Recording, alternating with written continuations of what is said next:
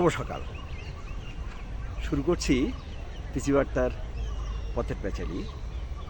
আজকের প্যাচালিতে একটা মিষ্টি সকালে আপনাদের আমন্ত্রণ জানাচ্ছি। আমি গত 27 দিন ধরে ব্যাঙ্গালোরে অবস্থান করছি। এই 27 দিনে ব্যাঙ্গালোরের অভিজ্ঞতা খুবই চমৎকার।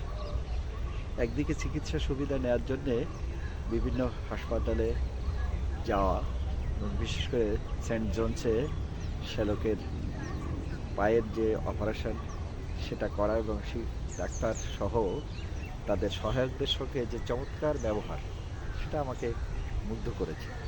ইতিমধ্যেই আমার শ্যালক অনেকটাই সুস্থ, সে নিজের পায়ে এখন দাঁড়াতে পারছে।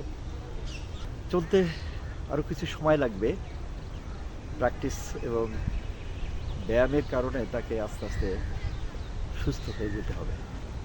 মনোবল খুবই জরুরি।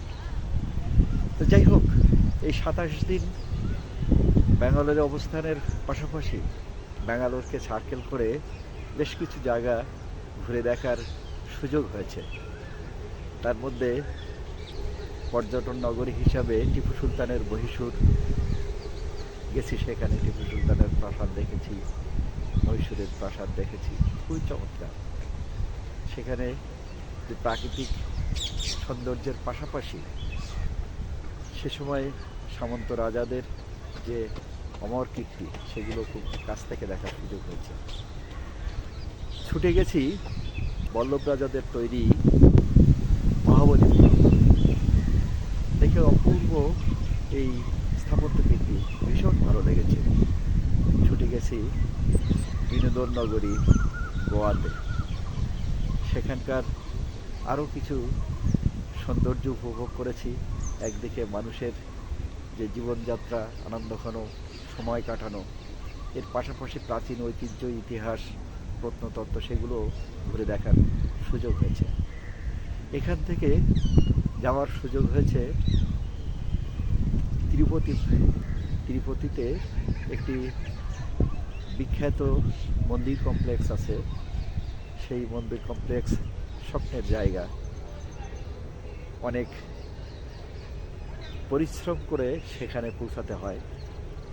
আমরা বিদেশি নাগরিক হিসাবে আমাদের একটা আলাদা সুযোগ ছিল, সে কারণে একদিনে এই মন্দির প্রাঙ্গণ ঘুরে দেখার সুযোগ হয়েছে।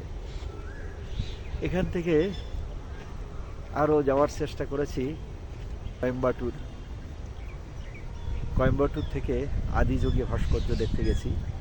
সেটা পৃথিবীর সর্বোচ্চ আবক্ষ মূর্তি হিসাবে গ্রিনিস বুকে যার নাম লেখা হয়েছে, সেটা দেখার সুযোগ পাওয়া গেছে। সেখান থেকে আবার ছুটে গেছি নীলগিরি পর্বত দেখার জন্যে। অপূর্ব যে সৌন্দর্য এবং ব্রিটিশ ভারতের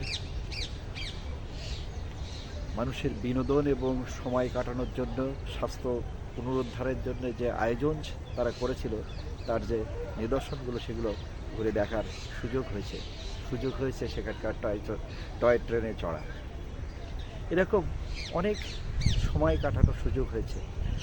এই যে বিভিন্ন জায়গাগুলোর কথা বললাম, এই জায়গাগুলো অধিকাংশ স্থানগুলো মূলত এক সময় বিদেশিদের দখলে, যেমন সমগ্র ইস্ট ইন্ডিয়া কোম্পানি হিসাবে ভারতবর্ষ ছিল, কিন্তু ভারতবর্ষের পাশাপাশি কিছু অঞ্চল আরও কিছু দেশের উপনিবেশ হিসাবে ছিল এবং ভারত স্বাধীন হওয়ার পরেও সেগুলো সাথে সাথে কিন্তু স্বাধীন হয়নি।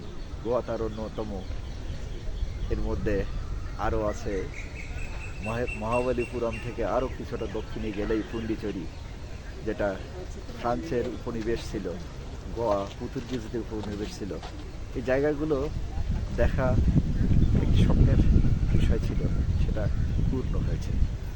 পন্ডিচেরিতে ফ্রান্সের ফরাসিদের যে উপনিবেশ, তাকে কেন্দ্র করে সেখানকার ফরাসিদের বসবাসের যে জায়গাগুলো, হোয়াইট সিটি যাকে বলা হচ্ছে, এত চমৎকার করে সাজানো সেই নগরী, মানে চোখ ভরে যায়।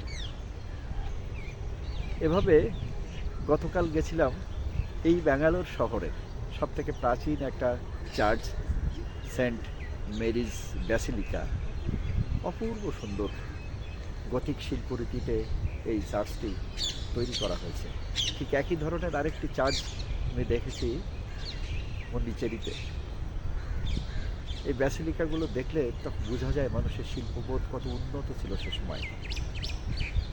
আজকের সময় এসে নতুন করে ভেবে দেখা দরকার, আমাদের এই পৃথিবীটাকে যে সাজাতে হয় তাহলে মন থেকে এটাকে নিতে হবে, উজাড় করে দিতে হবে, তবেই এই পৃথিবী আবার নতুনভাবে সাজে উঠবে। আগামী প্রজন্মের জন্যে পৃথিবী সত্যি বাসযোগ্য হয়ে উঠবে সেই দিনের প্রত্যাশায়। এবং ব্যাঙ্গালোর সিটিকে আজকের এই ভিডিওর মাধ্যমে বিদায় জানিয়ে, এবং আপনারা যারা বিভিন্ন সময় ব্যাঙ্গালোর সিটির বিভিন্ন জায়গা থেকে দাঁড়িয়ে যে ভিডিও করা সেগুলো আপনারা দেখেছেন, তাদেরকে অসংখ্য ধন্যবাদ জানিয়ে শেষ করছি আজকের এই আলাপচারিতা। ভালো থাকবেন।